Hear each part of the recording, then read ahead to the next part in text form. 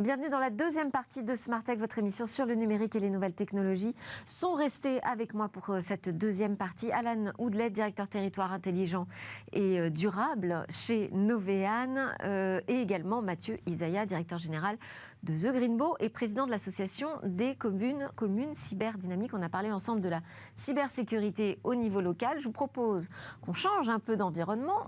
On va retrouver Olivia Strigari qui nous dresse régulièrement des portraits de femmes entrepreneurs dans la tech. Bonjour Olivia.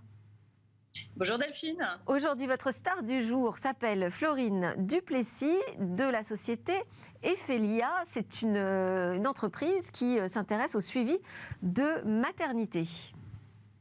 Tout à fait. En fait, j'ai rencontré Florine Duplessis lors du Global Meeting du Women's Forum à Paris en novembre dernier. Et j'étais impressionnée par son parcours, son énergie et sa ténacité. Elle faisait partie d'un panel de femmes qui étaient dans la Femtech. Parce qu'elle est à la fois sage-femme, CEO d'une start-up Ephelia, qui est une appli de suivi de maternité créée pour dépister les qui sont liées à la grossesse.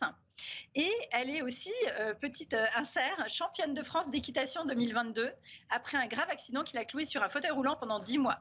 Donc autant vous dire qu'elle est courageuse et qu'elle est résistante.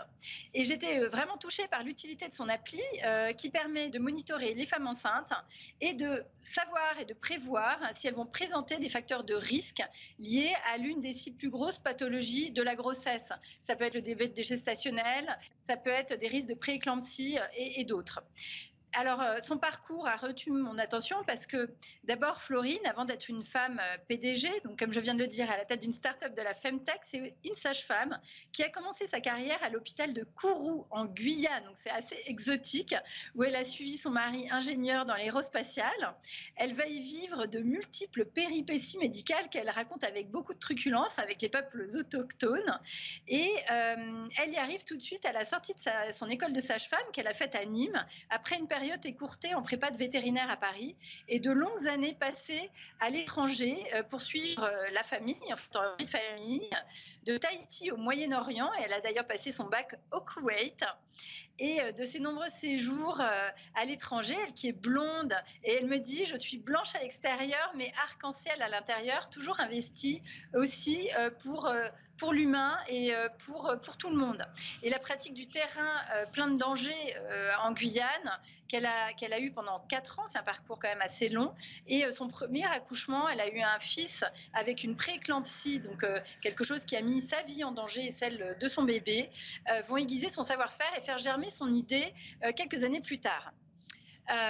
Rentrée en Bretagne, après 4 ans en Guyane, elle renoue avec l'hôpital local et puis très vite elle s'installe en libéral en 2005, d'abord toute seule et puis elle fait grandir son cabinet jusqu'à devenir une maison de santé de la femme du Parco, ça s'appelle comme ça aujourd'hui, qu'elle a créée en 2019 avec une dizaine de sages-femmes spécialisées dans de l'acupuncture à la sophrologie, une psychologue, 2 infirmières, une masseuse, et en parallèle elle a envie de dialoguer avec ses patients, donc elle se lance dans un site internet et elle voit qu'elle reçoit de nombreuses questions quotidiennes et surtout de nombreuses questions de femmes vivant à l'étranger.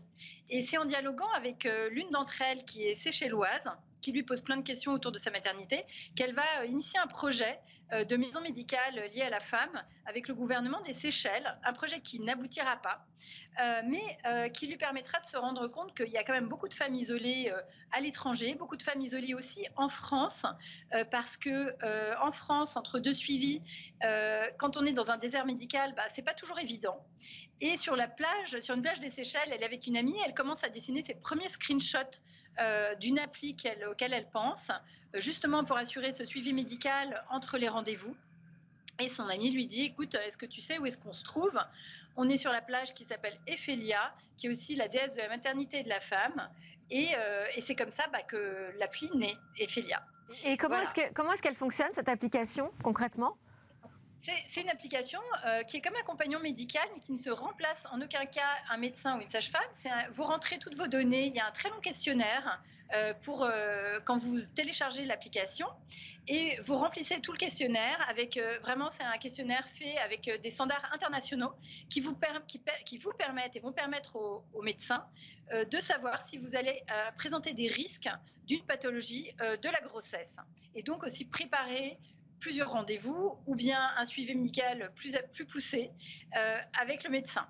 Voilà. Et ensuite, vous avez un suivi personnalisé avec des contenus qui vous sont propres dans un feed, un peu comme sur un réseau, enfin comme une appli. Et par ailleurs, le médecin, de son côté, avec son interface à lui, peut reconnaître les symptômes et anticiper des traitements à faire.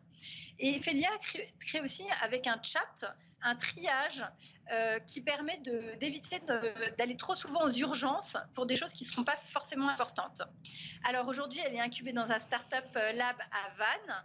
Elle a fait une première levée de fonds de 700 000 € en 2020 auprès d'une family office qui lui a permis de développer l'appli à la fois pour Google et le Apple Store et de devenir aussi un medical device numéro 1. C'est le premier standard d'une appli médicale. Et elle a été déjà téléchargée par plus de 90 000 patientes françaises en 2022 et 35 000 à l'étranger.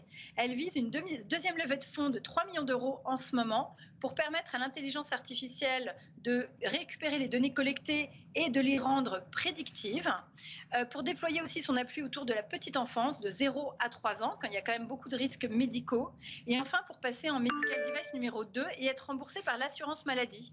Parce qu'elle dit, ce qui m'intéresse avant tout, c'est de sauver des vies, et que l'appli permet de gagner du temps et de sauver des vies, sachant qu'en plus la mortalité infantile a augmenté de 7% en France entre 2012 et 2019, donc avant le Covid. Florine rappelle que bien sécuriser les grossesses, ça impacte aussi toute la société. Elle a par ailleurs été sélectionnée pour faire partie des femmes de santé. Elle pitch mercredi prochain, donc 8 mars, la journée de la femme, pour tenter d'intégrer l'Institut français santé de la femme face aux ministres Isabelle Rome, Stanislas Guérini et Agnès Firmin-Lebaudot. Et en parallèle, évidemment, continue à monter sa jument pour tenter le prochain championnat de France. Ouais, bah super. Merci beaucoup pour ce portrait, Olivia Strigari, fondatrice et présidente des Informels, média qui suit toute l'actualité des femmes qui entreprennent. Ça se passe à Vannes, cette histoire, c'est chez vous finalement. C'est pas très loin de chez moi. Hein, territoire dynamique, pas qu'en cybersécurité. Exactement. Merci beaucoup. À suivre notre chronique Où va le web ?